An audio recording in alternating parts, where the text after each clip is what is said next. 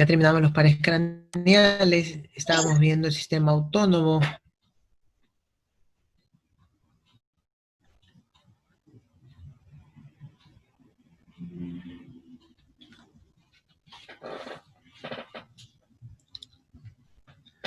Hola, ¿están ahí? ¿Me escuchan? Sí, te escuchan. Sí, sí lo escuchamos, solo que no recuerdo. Como que se escucha entrecortado. ¿Todavía se escucha entrecortado ahí? No, No, No la escucho bien. Recién tuve clase con primer semestre y no tuve problemas de ese tipo. Hubo problemas de conexión, sí que hubo ratos en que se fue. 2 veces nada más. Pero sí se escuchaba bien. Vea o verifique también su computador. Sigo admitiendo, hay 74.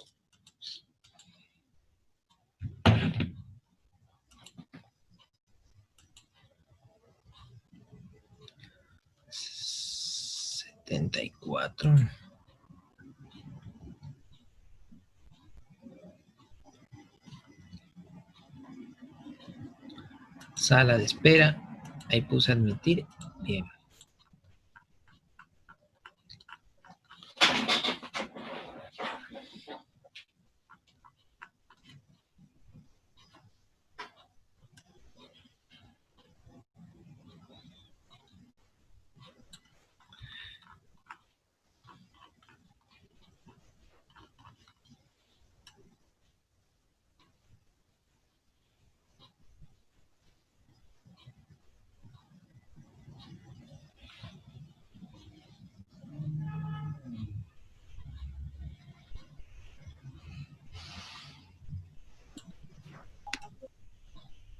Estoy bajando.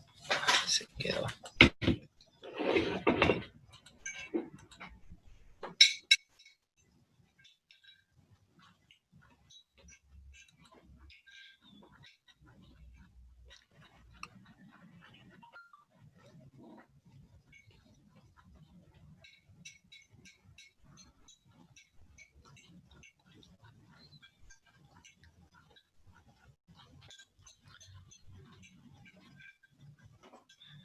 Está lenta la computadora. ¿Están viendo el archivo de Word? Sí, profe. Sí, es que estoy tratando de moverlo y no se mueve con rapidez. Bien, entonces finalizado la primera unidad, vimos pares craneales, sistema nervioso central, cómo estaba distribuido, lo que es nervios, todo eso ya está finalizado. Vamos a empezar otra área, otra unidad. Ya vamos a empezar a lo que ver con órganos. Vimos cavidades también, lo que son regiones, y de ese modo permitir entender todo esto.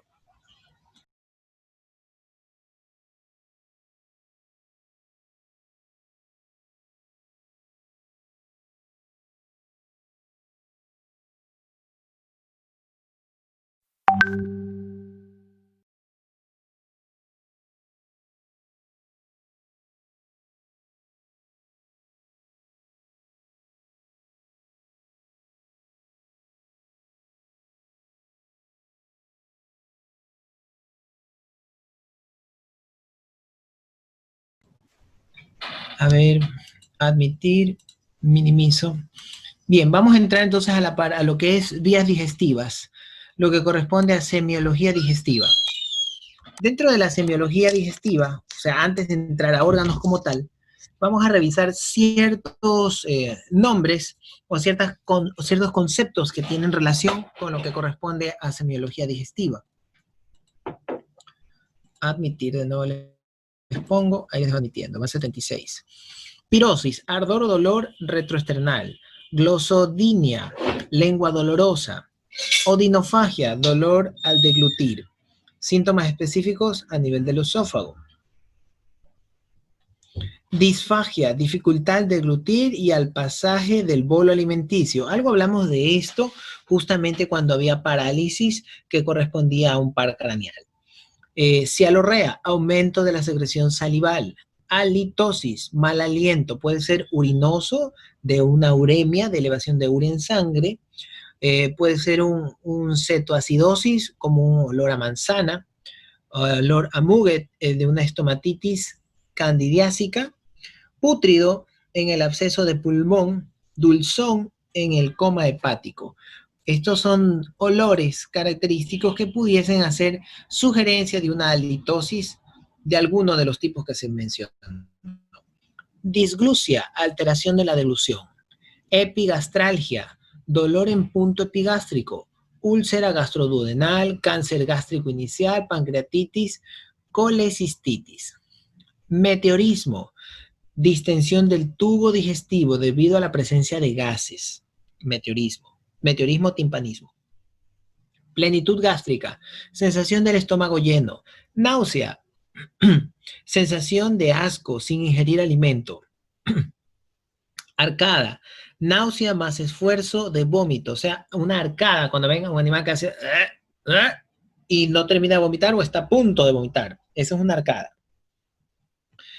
En las náuseas hay como una salivación y empieza como a hacer tialismo, a saborearse. Entonces, como que se está tratando de forzar para no devolver o regresar el contenido estomacal. Vómito, expulsión de la boca del contenido gástrico, puede ser central o periférico. Diarrea, evacuación de heces con mayor peso, mayor frecuencia, menor consistencia, puede ser infecciosa, viral, bacteriana, parasitaria, colon irritable, etc. Esteatorrea, heces con exceso de grasa, maloliente, abundantes, amarillas, pastosas y que flotan en el agua. Una esteatorrea es cuando hay una mayor eliminación de grasa en cantidad de heces, en volumen de heces.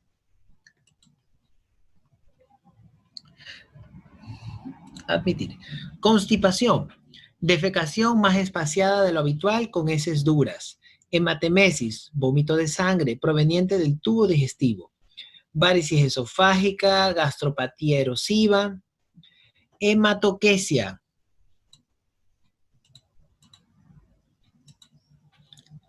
Hematoquesia, defecar con sangre, enterorragia o proctorragia. Melena, heces alquitranadas por la presencia de sangre digerida, melena.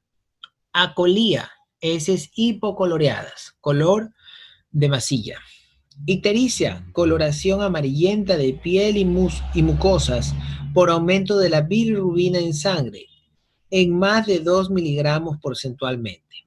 Ascitis, acumulación de líquido en la cavidad peritoneal. Hipertensión portal, peritonitis tuberculosa, exudado pleural o peritoneal. La ascitis es líquido en alguna cavidad. Hoy en día, más que decir ascitis, se puede describir como líquido peritoneal o líquido pleural. Si hablamos del líquido peritoneal, estamos hablando de abdomen o de tórax. De abdomen. De abdomen, correcto. Coluria, presencia de pigmentos y sales biliares en la orina con la aparición de espuma amarillenta y persistente.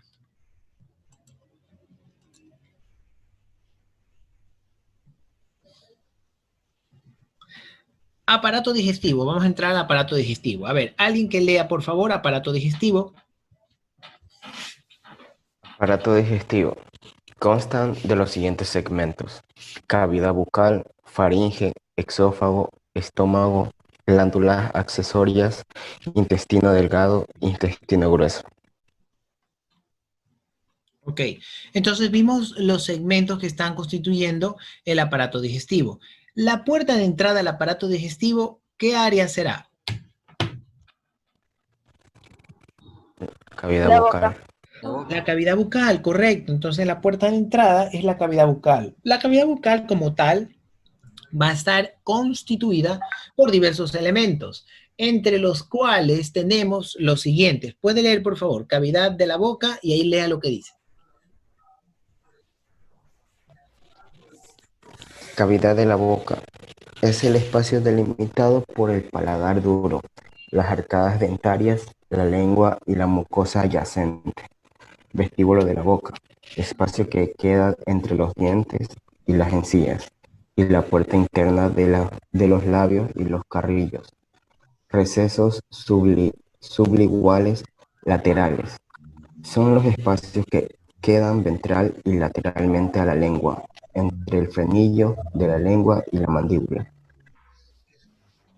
Ok, entonces estamos hablando que la cavidad de la boca va a ser un espacio que se va a mantener delimitado por ciertas áreas. ¿Cuáles son esas áreas? Si hablamos de techo, estaremos hablando de paladar duro. Hay paladar duro y paladar blando. Si hablamos de techo, estaríamos hablando del paladar duro, es decir, donde hay una estructura ósea que va a estar generando división, separación.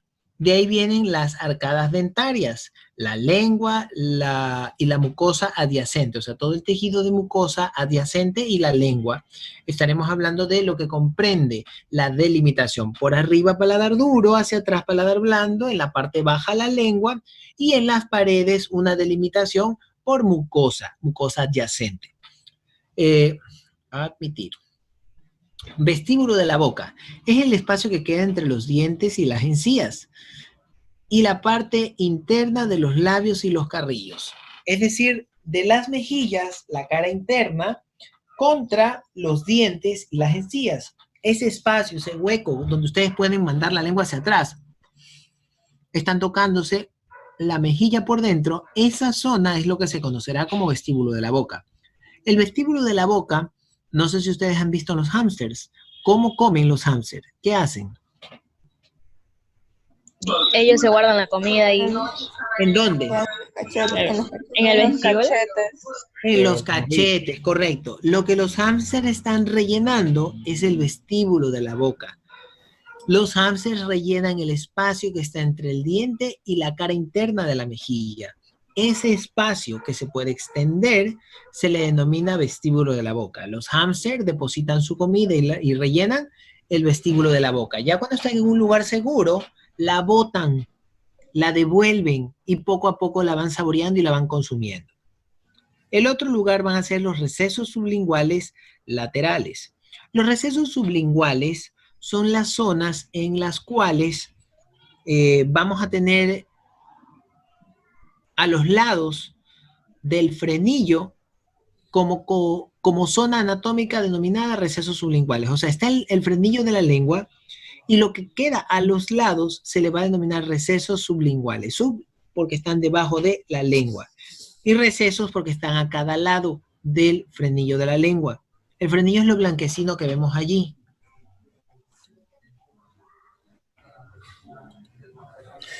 El frenillo viene siendo este. Este es el frenillo. Eso que marqué de azul, pero puedo marcar de amarillo.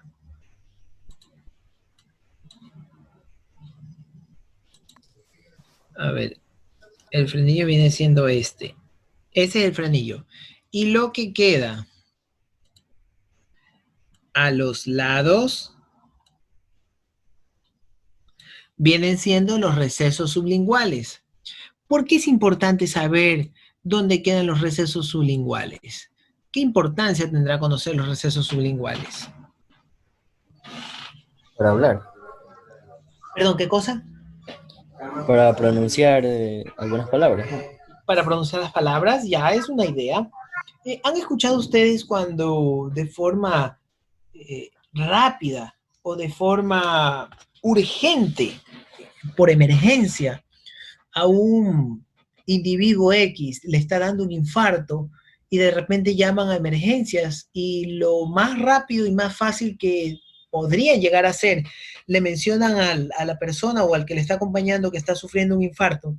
¿Qué le mencionan que ponga o dónde le mencionan que ponga una pastilla?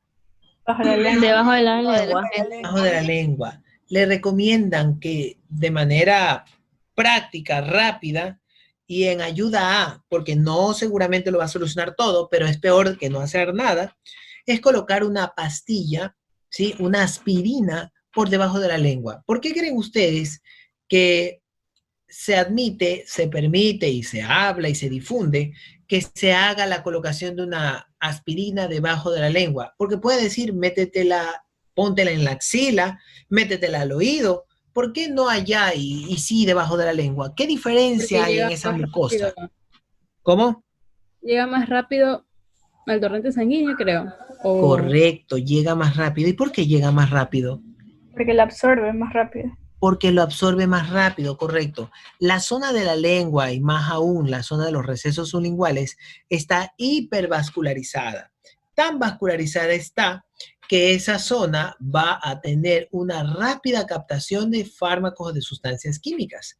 Por eso es que se recomienda, si se toma una aspirina, o sea, por emergencia, ¿no? Problemas cardíacos. Si se elige una aspirina, se la coloca debajo de la lengua y se espera unos minutos para que dé absorción y en algo favorezca o ayude la actividad cardíaca. Entonces es importantísimo colocar una aspirina debajo de la lengua bajo el concepto de que en los recesos sublinguales da una mayor velocidad para la absorción de ciertos fármacos. Es casi como inyectar intravenoso. ¿A quiénes le haremos esto en el caso de los animales? Imagínense que nace un ternerito, imagínense que nace un gatito y el gatito se está ahogando, ya está poco a poco dejando de respirar y hay que inyectarle a la vena rápidamente algún fármaco analéptico para que ese corazón bombee más rápido. ¿Cómo cogen la vena de un bebé recién nacido? Hablando de un cachorro de gato o de un cachorro de perro. ¿Podrán coger la vena con facilidad? Es difícil. No. Va a ser sumamente difícil un recién nacido. Ya muy difícil y complejo que logren cogerle la vena. Entonces, ¿qué es lo que se hace? Para tratar de salvarle la vida, se le abre la boca y se le hace caer 2 gotas o una gota de un analéptico que favorezca el ritmo de la frecuencia cardíaca. Por eso es importante conocer la zona de los recesos sublinguales. Si estamos en una cesárea y tenemos un cachorro que se está ahogando, le tratamos de retirar la mayor cantidad de fluido de las vías respiratorias y le ponemos fármacos analépticos debajo de la lengua para que favorezca el ritmo cardíaco y que el paciente pues se mantenga activo, vivo.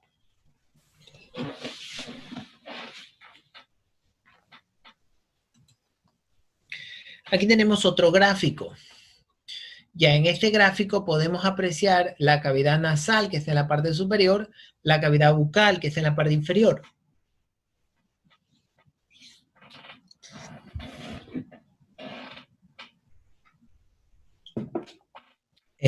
La cavidad bucal va a tener como techo al paladar duro y el paladar blando. Como piso va a tener a la lengua. A los laterales va a tener la zona de la gingiva, es decir, la zona donde va a emerger los alvéolos dentarios para permitir descender a los dientes. Al final de la cavidad bucal va a haber una comunicación con una zona anatómica denominada glotis. Todo esto que está aquí es la glotis, ¿sí? Todo eso es la glotis.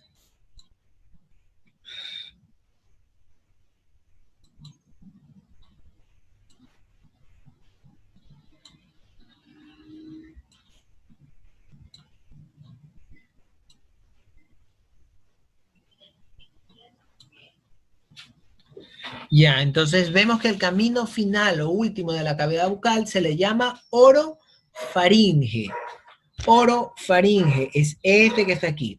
La orofaringe es la zona que se encuentra aquí en este lugar y es la parte última de la cavidad bucal que va a entrar en contacto con 2 zonas que van a ser las zonas, una por vía respiratoria y la otra por vía digestiva. ¿Cuál de las 2 vías son las digestivas? ¿El esófago o la glotis? Como vía digestiva. El esófago. El esófago. El esófago vendría siendo una vía digestiva, porque por allí va a pasar líquidos, comidas, bolo alimenticio, todo lo que se esté ingiriendo pasará por la orofaringe, desembocando en el esófago. Allí tenemos también la epiglotis, lo que corresponde al cartílago tiroides, el cartílago cricoides. La epiglotis es un área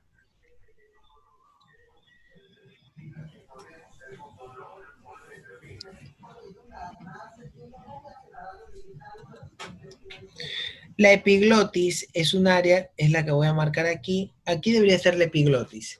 Es una compuerta que está de forma continua abriéndose o cerrando. Por ejemplo, si nosotros tragamos un sorbo de Coca-Cola, esa Coca-Cola va a pasar por esta zona. Por la orofaringe, pasará junto a la glotis y trazará su camino hasta llegar a la zona del esófago.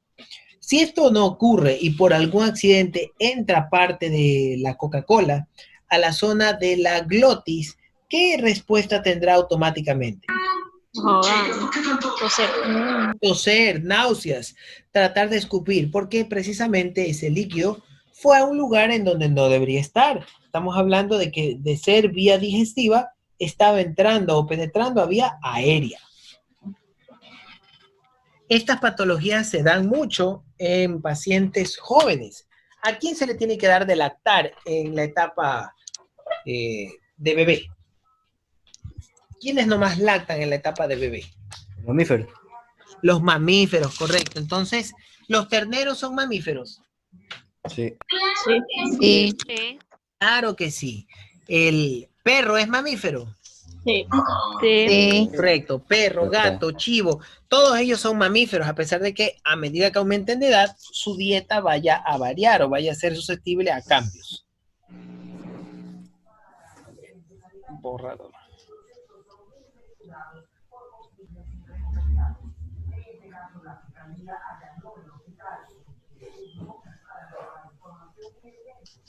Entonces tenemos ahí cavidad bucal, nasofaringe, orofaringe, esófago, glotis con su respectiva epiglotis, cartílago tiroides, cartílago cricoides. Estos cartílagos van a estar constituyendo la glotis. Vamos a leer un poco más de la cavidad bucal.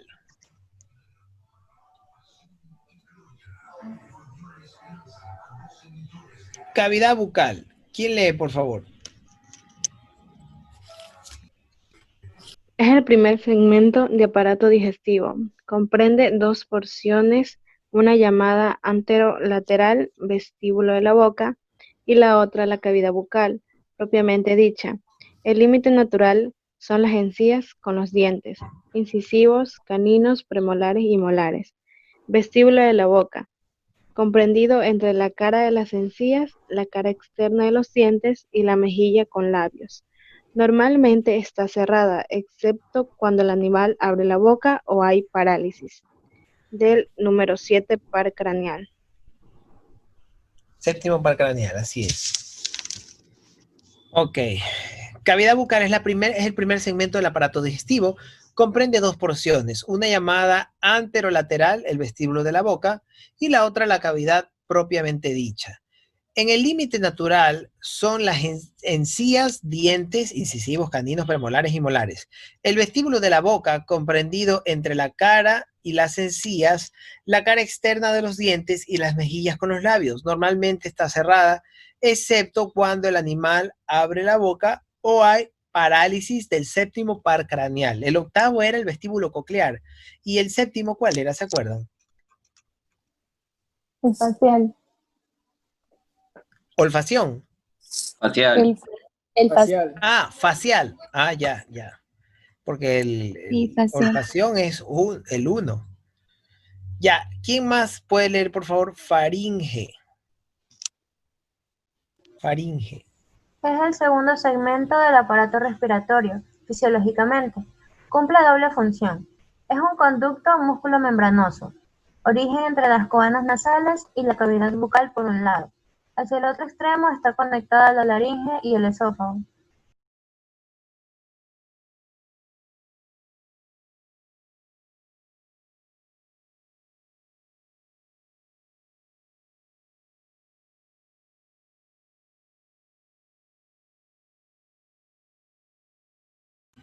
Bien. Ahí tenemos entonces la faringe, viene siendo el segundo segmento del aparato respiratorio. Fisiológicamente cumple doble función. Es un conducto músculo-membranoso. Origen entre las coanas nasales y la cavidad bucal. Hacia el otro extremo se encuentra conectada la laringe con el esófago, o sea, el esfínter laringio. Aquí estamos viendo el dibujo de lo que corresponderá a la zona de la glotis. La glotis, como pueden ver, aquí este es de un equino, si no estoy mal. Sí, de un caballo. La glotis, como pueden ver, va a estar constituida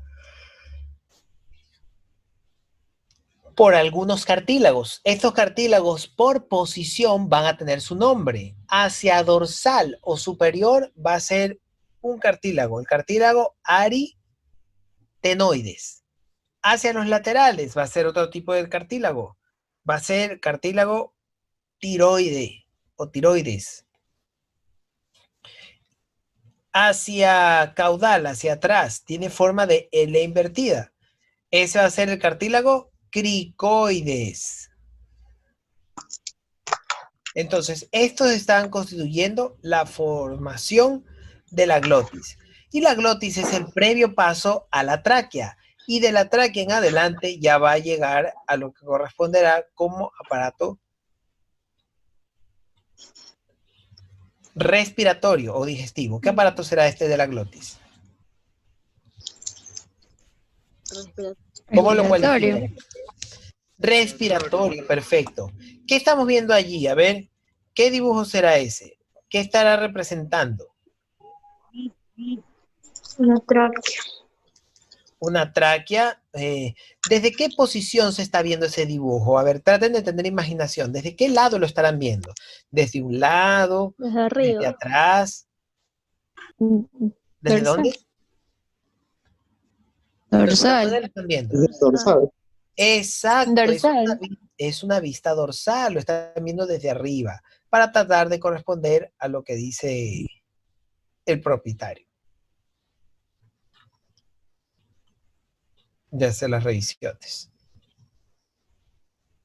Aquí hay otro, en este caso se ha extendido bastante la lengua y se conlleva al estiramiento de todos los elementos que están constituyendo esa área donde hace base la lengua, incluyendo pues la glotis y la zona de la orofaringe. ¿Sí leyó esto?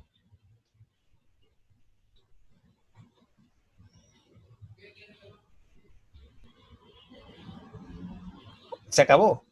Hola. Hola. Hola. Lea, ¿Qué bueno? lea. ¿Pueden leer? ¿Quién lee? La faringe tiene una capa interna llamada mucosa faríngea. Cuando se inflama se presenta como faringitis. Además posee 7 comunicaciones u orificios. 2 orificios antero-superiores mediante los cuales se comunica con las coanas nasales. Orificios posteriores de la cavidad nasal. 2 orificios laterales, derecho e izquierdo, llamadas trompas de Eustaquio, que comunican a la faringe con el oído interno. Un orificio oral o istmo de las faucias, que es el orificio que comunica a la faringe con la boca durante la deglución. Un orificio laringio comunica la faringe con la laringe, el cual está permanentemente abierto, menos cuando el animal come.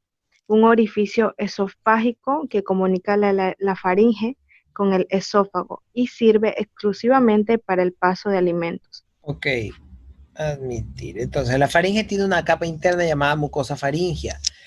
Cuando se inflama, se presenta una faringitis. Además, posee 7 comunicaciones u orificios. Hay 7 compartimientos que se relacionan entre sí. Ese es el trabajito para el otorrinolaringólogo. 2 orificios anterosuperiores mediante los cuales se comunica con las coanas nasales y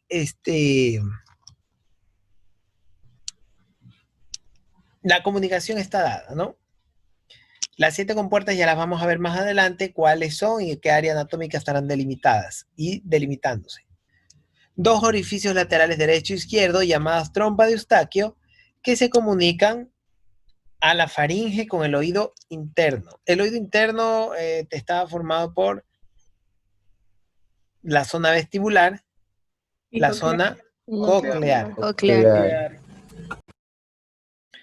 El vestíbulo pues da el equilibrio. El coclear se encarga de magnificar los sonidos para que se puedan escuchar. Dos orificios laterales derecho e izquierdo llamadas trompas de Eustaquio que comunican con la faringe y el oído interno. Un orificio oral o istmo de las fauces, que es el orificio que comunica a la faringe con la boca durante la deglución.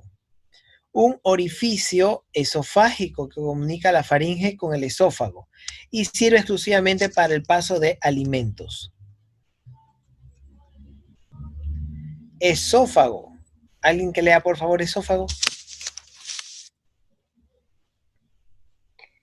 Es un conducto hueco que comunica a la faringe con el estómago. Por él pasa el alimento. Se relaciona con la faringe por medio de un esfínter laringo-esofágico y está formado por músculos del esófago más ramificantes del músculo cricofaringio. Este esfínter tiene importancia fisiológica específicamente durante el acto de la regurgitación y rumia en los rumiantes, que se une al proventrículo mediante el atrio ventricular, el cual se encuentra entre el rumen y el retículo. Presenta tres regiones, el esófago, las cuales denominamos de delante hacia atrás, cervical, torácica y abdominal pequeño. Esófago cervical, está pegado a la cara superior derecha de la tráquea. Esófago torácico, aquí el esófago es parte fundamental del mediastino. El esófago en esta región pasa por encima de la base del corazón, cerca del callado aórtico, hasta que perfora el diafragma formando el hiato esofágico.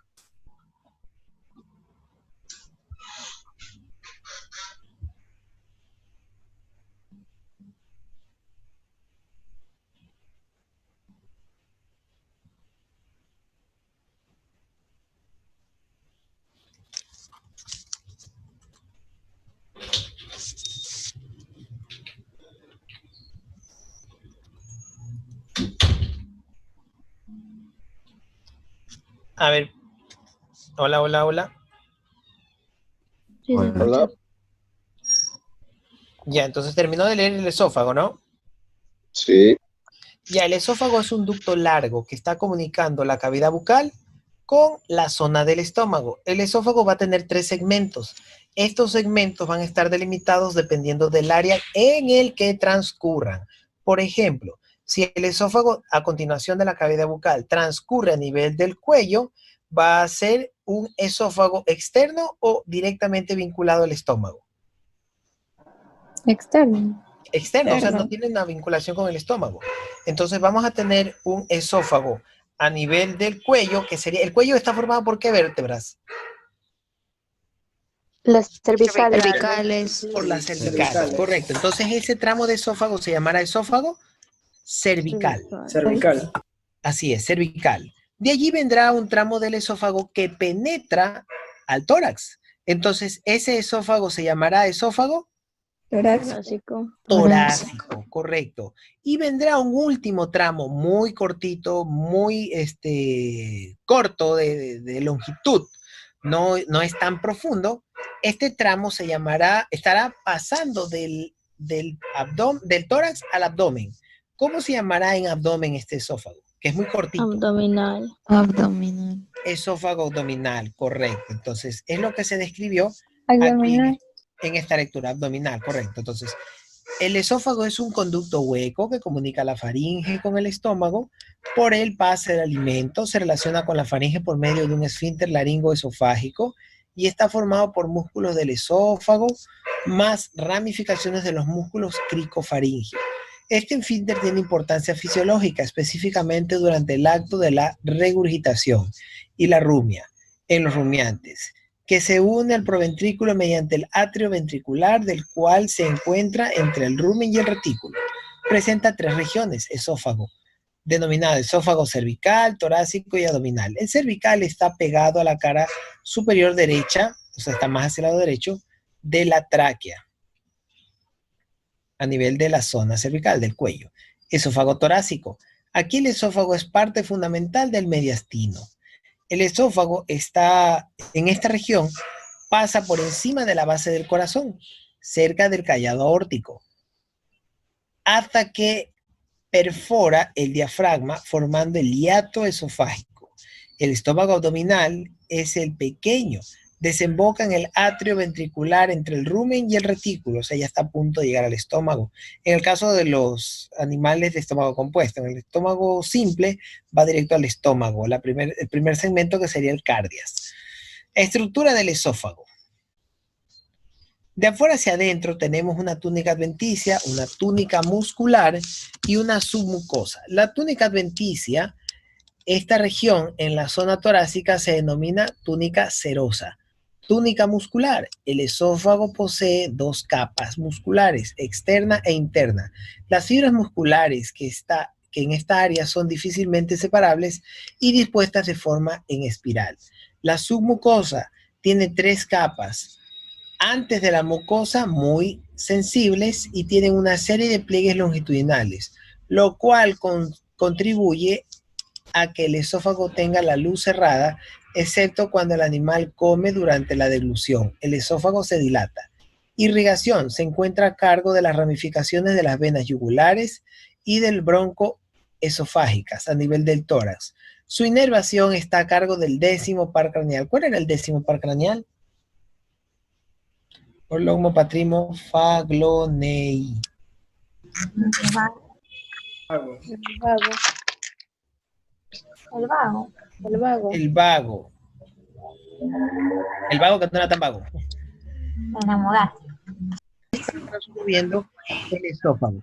Ustedes ven que hay un tubo de un color como crema. Sí. ¿Sí? El tubo de color crema. Se mueve mucho la imagen, pero ya no es culpa. El tubo que es como de color crema es el esófago. Logran ver que el esófago transcurre, viene desde el cuello, transcurre pasando el tórax y de allí se desvanece o prácticamente desaparece. Desaparece penetrando el diafragma. Penetra el diafragma haciendo que esto llegue al otro segmento de la cavidad, que sería en este caso la cavidad abdominal. En la cavidad abdominal el tramo de esófago es muy corto. Observan que en tórax el esófago pasa justamente la parte dorsal o ventral del corazón. Dorsal. Dorsal, correcto. Entonces Dorsal. el esófago está transcurriendo el tramo dorsal del corazón. Este tramo dorsal, en donde se topa o colinda con el corazón, se le va a denominar justo donde está el corazón, mediastino medio. El mediastino medio va a permitir ubicar el corazón con el esófago, vasos sanguíneos, entre otras áreas adyacentes de esta área o de esta zona. Entonces, el esófago va a transcurrir dentro de tórax sobre... Y un audio encendido. Por el tema... Ya les apagué. Transcurre por encima del corazón. Vamos a ver. Voy a salir de esta imagen por un momento. Déjenme compartirles otra vez acá. Bien, ahí estamos observando cómo el esófago dentro de tórax, o sea, el esófago torácico, está transcurriendo por encima del corazón. ¿Notan algo diferente en este esófago al esófago que vieron anteriormente? Está como inflamado. Está como inflamado, parece una hamaca. ¿Ya? Este esófago de aquí es un esófago patológico. Es un esófago que se encuentra prisionero, apretado, estenosado por parte de un vaso sanguíneo pequeño. ¿Logran ver aquí este conductito que está? Ligamento arterioso. Sí. Ya, esto se lo conoce como conducto arterioso persistente o ductus arterioso persistente. Da una comunicación entre un extremo y otro.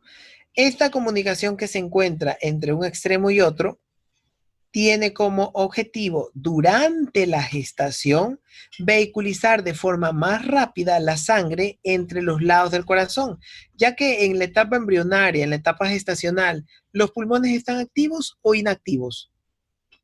Inactivos. Inactivos, porque nadie, ningún embrión, ningún feto utiliza la respiración como método de mantener la vida durante la etapa embrionaria. No hay aire adentro de la etapa embrionaria en los pulmones. Entonces el organismo no se desgasta generando el traspaso de la totalidad de la sangre a través de los pulmones, sino que va a una parte menor. Por eso hace estos bypass, estos ductos, precisamente para hacer que pase más rápido por las áreas que debe de pasar. El problema se desenvuelve cuando estos ductos o estos conductos no desaparecen post nacimiento.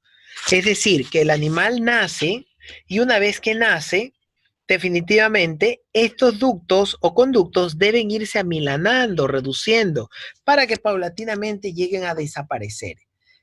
En estos animales, esta patología se da porque precisamente no desaparecen estos conductos.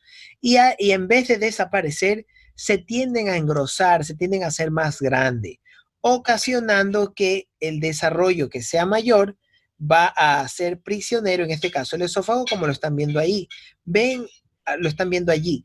Ven cómo el ducto o el ligamento arterioso empieza a apretar al esófago. ¿Se ve o no se ve? Parece como una corbata que está estrangulando. Sí. Sí se ve. Sí se ve ya. Esta patología se da en el esófago y es lo que se conoce como ducto arterioso persistente. Aprieta el esófago y no lo deja que transcurra el contenido con facilidad. ¿Por qué creen que hay un lado, un extremo que está ensanchado y el otro no? ¿Qué está ocurriendo en el extremo ensanchado? No puede circular. Se acumula. Se acumula. Correcto, se acumula el alimento porque aire no pasa por el esófago, pasa alimento, comida, líquidos. Entonces, como se acumula el aire allí, perdón, el alimento allí, no deja que este transcurra, no deja que este pase y por ende se va amaqueando y va generando peso. Una vez que da el peso, se ensancha este esófago e impide que se desenvuelva un buen tránsito. Al no darse un buen tránsito, ocurre que el área en la cual se está desenvolviendo se vaya extendiendo, porque por gravedad y peso, el acúmulo de alimento ahí hace que se ensanche el esófago. Al ensancharse este esófago, no permite que el tránsito sea regular, que sea normal. ¿Se entiende esta patología? Y será que eso también, como que trae consecuencias en el vuelo alimenticio. ¿Cómo consecuencias? No entendí la pregunta. ¿Podría repetir? No permite que se desarrolle, no permite que se desarrolle bien el vuelo alimenticio. No. O sea, el bolo alimenticio se desarrolla bien. Lo que no se desarrolla es el tránsito del bolo alimenticio, porque la finalidad del bolo alimenticio es quedarse en la boca donde se forma o que llegue a algún punto específico. Que llegue a un punto específico. Que llegue al punto específico, ¿cuál? El estómago. El estómago. El bolo se elabora en la cavidad bucal y tiene que llegar al estómago. El bolo alimenticio se desarrolló bien. Lo que no se desarrolló bien es el tránsito. Se quedó atorado, se quedó atascado en esta zona del mediastino medio, a consecuencia de un ducto arterioso persistente que está estrangulando el esófago y no permite que el bolo alimenticio pase bien. Soluciones. ¿Cuál creen ustedes que es la solución a este problema?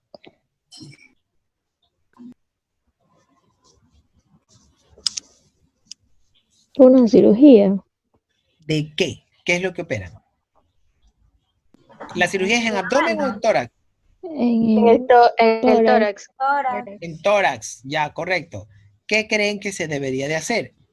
Retirar el conducto arterioso persistente. Correcto, porque este es el que está estrangulando. Mientras no retiren, corten este ducto arterioso persistente, no parará el estrangulamiento de ese esófago y por ende no podrá haber un tránsito debido de alimento o de bolo alimenticio.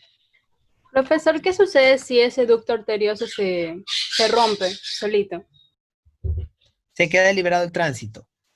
pero el problema es que no se rompe solito, porque si se hubiese roto solito o hubiese posibilidad de que se rompa solito, se hubiese roto tan solo por el acúmulo de alimento. El esófago haría peso sobre él y se rompería. El problema es que ese ligamento, ese ducto arterioso, puede estar activo o inactivo. El problema de este ducto es que se refuerza, se engrosa y no da paso debido al contenido esofágico.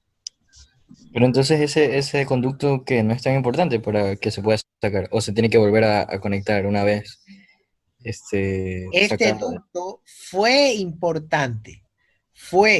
¿Cuándo fue importante este ducto? En la En la etapa etapa embrionaria. embrionaria. ¿Por qué fue importante la etapa embrionaria? ¿Qué no se hace en la etapa embrionaria que sí se hace La post-natalidad? respiración. La respiración. La respiración. Cuando ya se es neonato, neonato es nuevo nacido. Cuando ya se es neonato, se da algo que no se daba durante la gestación, en la etapa embrionaria del feto, que era respirar. Ya de neonato o se respira o te mueres. No hay de otra. Entonces, en la etapa de neonato ya no tiene ninguna función, ninguna relevancia el hecho de mantener este ducto arterioso. Y por ende, lo que se hace es eliminarlo.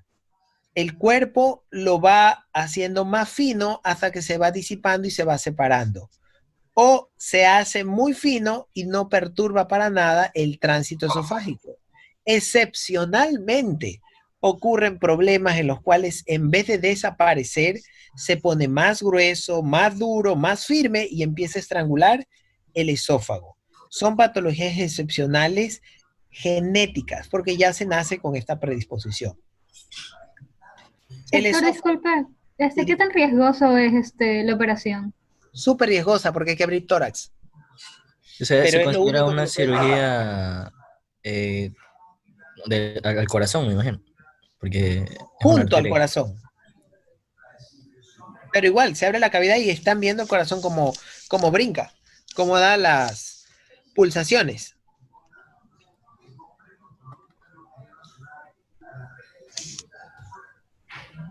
Bien, entonces una vez que se determina que es esta patología, lo que se hace es ligar los dos extremos y se lo corta por el centro. El esófago tiende a reducirse una vez que ya hay tránsito. No se va a achicar por completo, siempre va a quedar un remanente, pero en el esófago no se puede hacer mayor cosa. Solo se lo libera y poco a poco empieza a tratar de tomar una dimensión de calibre lo más normal posible. Siempre va a quedar un remanente de dilatación.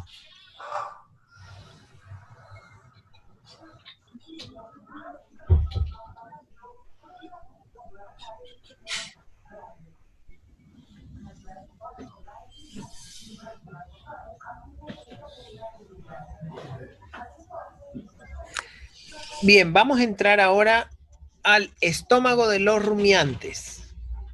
Estómago de los rumiantes. ¿Quién puede leer, por favor?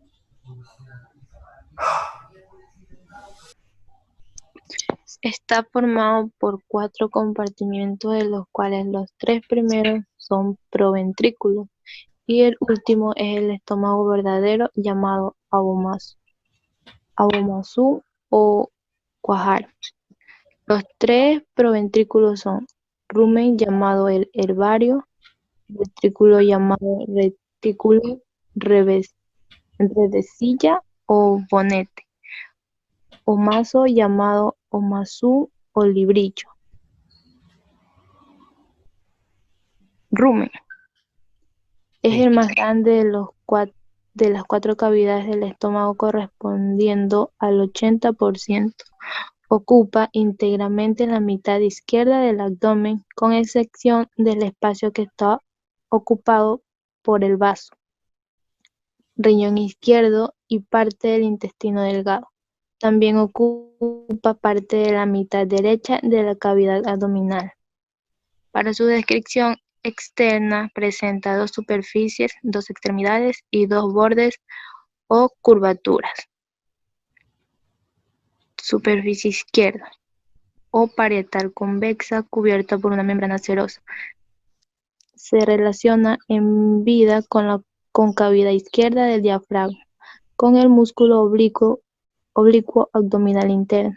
Esta cara presenta un surco longitudinal izquierdo que en su parte media tiene un surco longitudinal accesorio y Surco longitudinal es el que va a lo largo, puede ser del lado izquierdo, o que va envolviendo, va recorriendo toda como una especie de cinturón.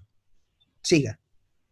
se continúa por delante con el surco craneal del rumen y por detrás con el surco caudal del rumen. En la parte superior y anterior se encuentra el atrio ruminal. En la parte antero-inferior se encuentra el saco ventral del rumen. En la parte antero-superior se encuentra el saco dorsal del rumen. Ambos sacos se continúan hacia atrás, con los sacos ciegos dorsal y ventral, separados por el surco coronario dorsal y ventral. En la parte antero-superior existe un surco llamado rumino reticular, que separa externamente el rumen del retículo. Curvatura dorsal. Se encuentra íntimamente adosada a la porción abdominal del diafragma y a los músculos sublumbares. El borde ventral se relaciona con el piso del abdomen. Admitido. Ahí estamos viendo un estómago. Obviamente ese es de un rumiante. Este estómago de rumiante va a tener una serie de hechos anatómicos que va a permitir hablar de cada una de sus partes. Este es el estómago de un rumiante más característico de un bovino. Este estómago, podríamos llamar a los animales que tienen esta característica anatómica como animales de estómago simple o estómago compuesto. Compuesto. Compuesto. ¿Qué animal será estómago simple? El perro, El perro, el gato, el caballo, carnívoros. ya los carnívoros y ciertos herbívoros. Ok, entonces estos son de estómago simple. Los estómagos compuestos es el bovino, porque es rumiante. ¿Por qué surgió la necesidad de ser rumiante por parte de los bovinos? ¿Qué diferencia había en ellos que tuvieron que hacer su transformación de no solo ser herbívoro, sino de ser rumiante? ¿Qué es la rumia? ¿Tienen idea qué es la rumia? Es Porque la... las muelas, la parte de atrás, todo lo de atrás, porque no tienen incisivos. Perdón, me repite que se oye muy bajo. Que porque no tienen incisivos. No es Ya, pero ¿qué pasa? cuando el animal traga y lo vuelve, o sea, como que lo regurgita y luego lo vuelve para terminar la digestión. Correcto, esa es la rumia. El animal de forma rápida prácticamente lo engulle el alimento y lo manda mezclado con saliva al estómago para que se fermente en el rumen. Una vez que está en proceso de fermentación, regresa a la cavidad bucal. Una vez que está mezclado, lo termina de triturar y regresa para terminar la fermentación, dando lugar al desdoblamiento del material forrajero. ¿Cuál es la diferencia entre las células animales y las células vegetales? La pared. ¿Qué tiene ¿qué tiene la una que no tiene la otra? La vegetal tiene la pared. El tejido vegetal tiene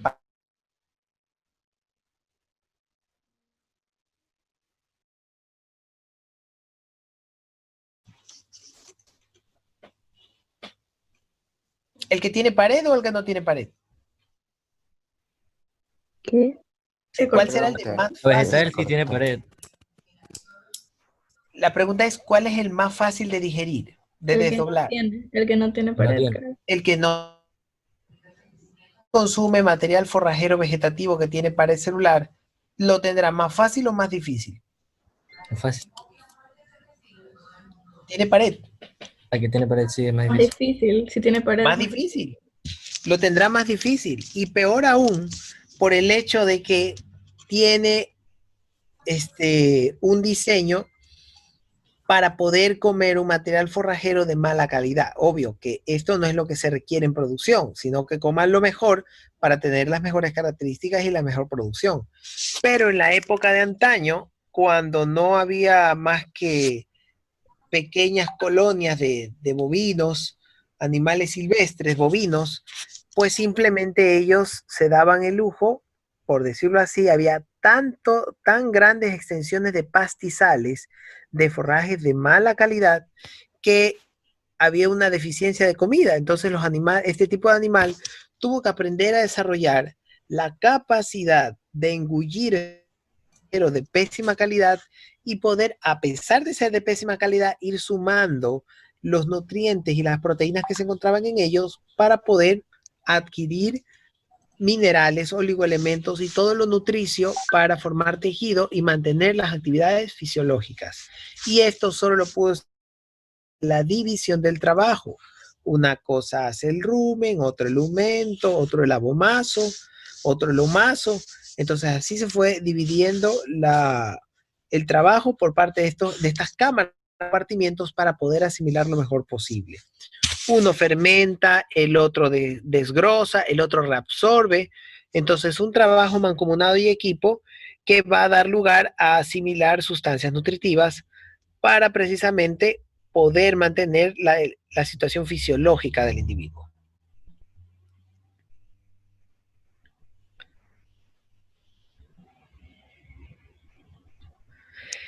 Bien, estamos viendo entonces ahí el lado en el cual es una visión lateral este gráfico. Allí, ¿dónde pondrían la cabeza y dónde pondrían la cola de la vaca?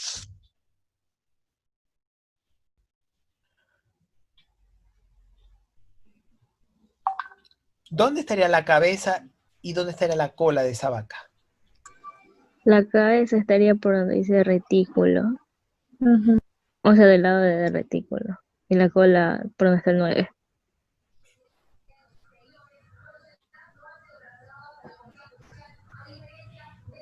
Ok. Parece Peppa Pig. Un gatito parece. No un rumiante, pero bueno. Sí, perfecto, está muy bien. El lado del retículo es el lado que se aproxima hacia la cabeza. Mu, dice, mu. Ya, entonces, el retículo marca la pauta de hacia dónde es craneal y hacia dónde queda lo caudal. De ahí, en cambio, parece un chanchito.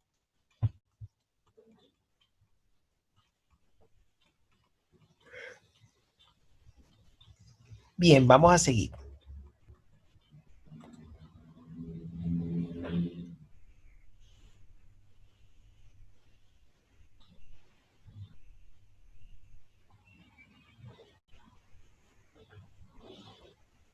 Volvemos a leer rumen entonces. El rumen es el más grande de las 4 cavidades del estómago. Corresponde al 80%, ocupa íntegramente la mitad izquierda del abdomen, con la excepción del espacio que está ocupado por el vaso, riñón izquierdo y parte del intestino delgado. También ocupa la parte de la mitad derecha de esta cavidad abdominal.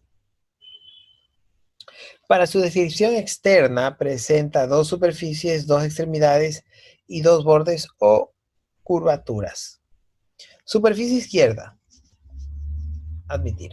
Superficie izquierda o parietal, convexa, cubierta por una membrana serosa, se relaciona en vida con la cavidad izquierda del diafragma.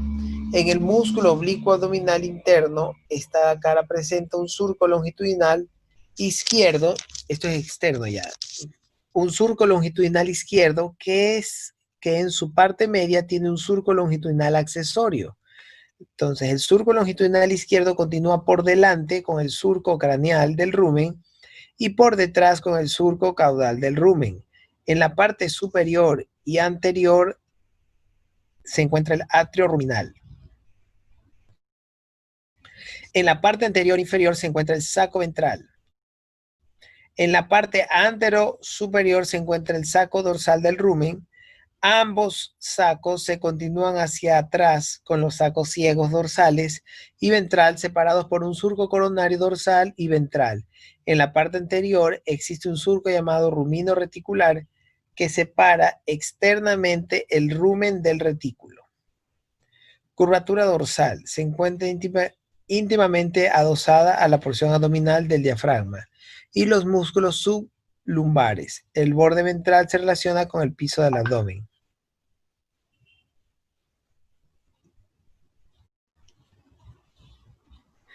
Bien, número 1. ¿Dónde está? ¿Qué es el número 1? A ver, lean el pie de página. Número 1. Surco longitudinal izquierdo del rumen. Ok, por ahí pasa el surco longitudinal del rumen. O sea, el número 1 es este de aquí. Va a pasar el surco longitudinal izquierdo del rumen. El número 2. Número 2. Surco rumino reticular. Por aquí. Este surco va a poner en contacto el retículo con el rumen. Por eso le llaman surco rumino reticular. Número 3. Surco craneal del rumen. Surco craneal del rumen, correcto. Es la parte más anterior. O sea, va pasando por aquí más o menos. Ya, está por ahí. El número 4. Surco caudal del rumen. Surco caudal del rumen.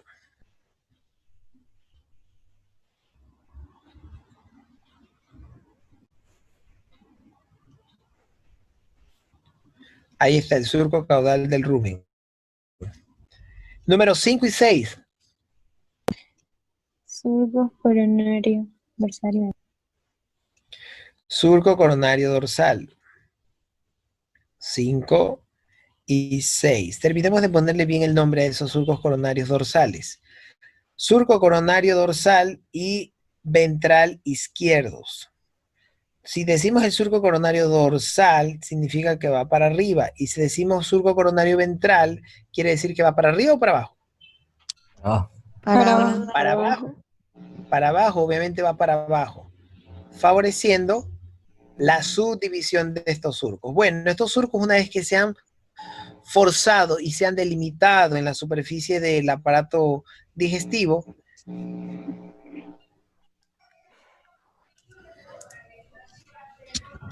va a dejar unas subdivisiones denominadas sacos. Entonces, gracias a estos surcos vamos a tener un gran saco. Este gran saco se va a catalogar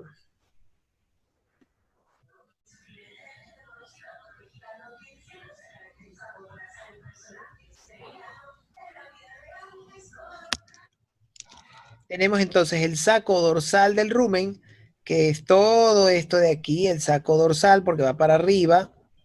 Tenemos, si hay un saco dorsal, ¿habrá un saco? Ventral. Acá está el saco ventral, correcto. Saco dorsal, saco ventral. Tenemos los surcos coronarios dorsal y ventral, dejaron un espacio para dos sacos más. Entonces tenemos el 9 y el 10. ¿Qué será el 9 y el 10? Saco ciego caudo Saco dorsal. ciego caudo dorsal. Y saco ciego caudo ventral. Correcto, este será entonces el saco ciego, caudo dorsal, caudo de caudal y dorsal porque va hacia arriba. Y el de acá será el saco ciego, Caudo ventral. caudo ventral, porque es el que se encuentra subdividido por el, ¿cómo se llama esa curvatura que pasa ahí? El surco longitudinal izquierdo, en conjunto al saco ciego dorsal y en conjunto al saco ciego ventral. Entonces, todo lo que vimos en pura palabrería nos ha quedado más claro como surcos. Bien.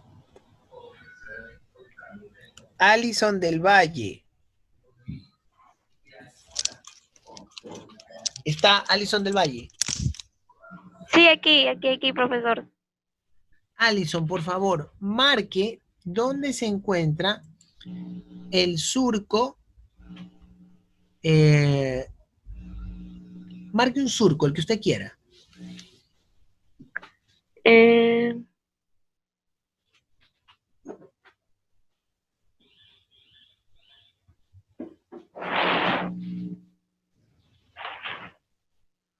Correcto. ¿Cómo se llama ese surco? El surco, creo que era surco Rumino. craneal, ¿no? Está separando retículo y rumen. Aquí. Ahí lea. El red. Rumino reticular. Correcto, surco rumino reticular. Muy bien. Vamos con otro participante. Andrea Reyes.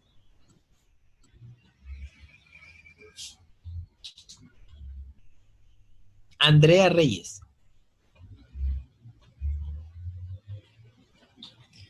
Le fueron a decir a Andrea Reyes que la están buscando. Andrea Burgos.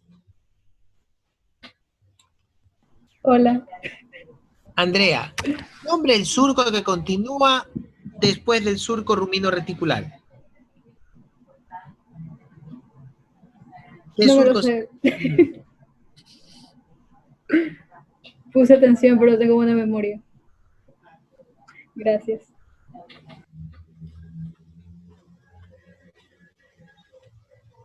¿De cuál surco se acuerda?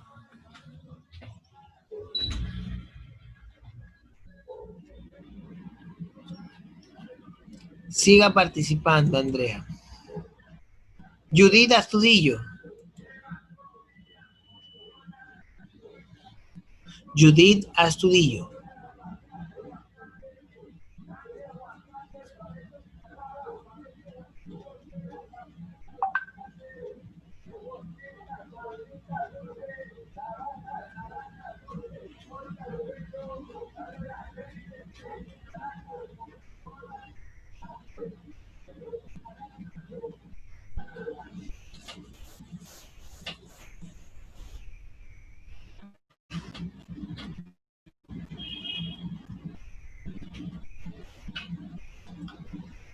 Ah, no, tampoco. Luis Alarcón.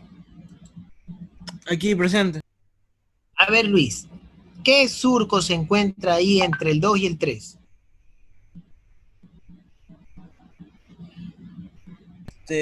El craneal. Craneal, correcto. Márquelo, por favor. Ya, un momentito.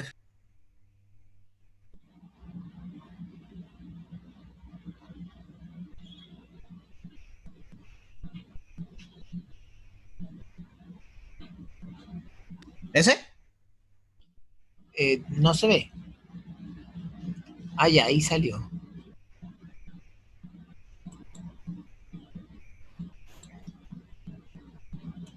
No, está mal. Más o menos por aquí. ¿Ya? Por ahí. Está bien. Ya. Listo. Vamos con otro participante. Luis Andrade. Sí. Sí, profe. A ver, Luis Andrade, ubique dónde está el surco coronario dorsal. Coronario dorsal.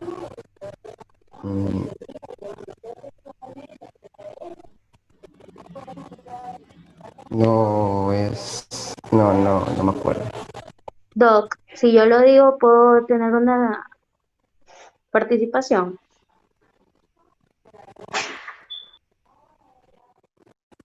No recuerdo otro, profe.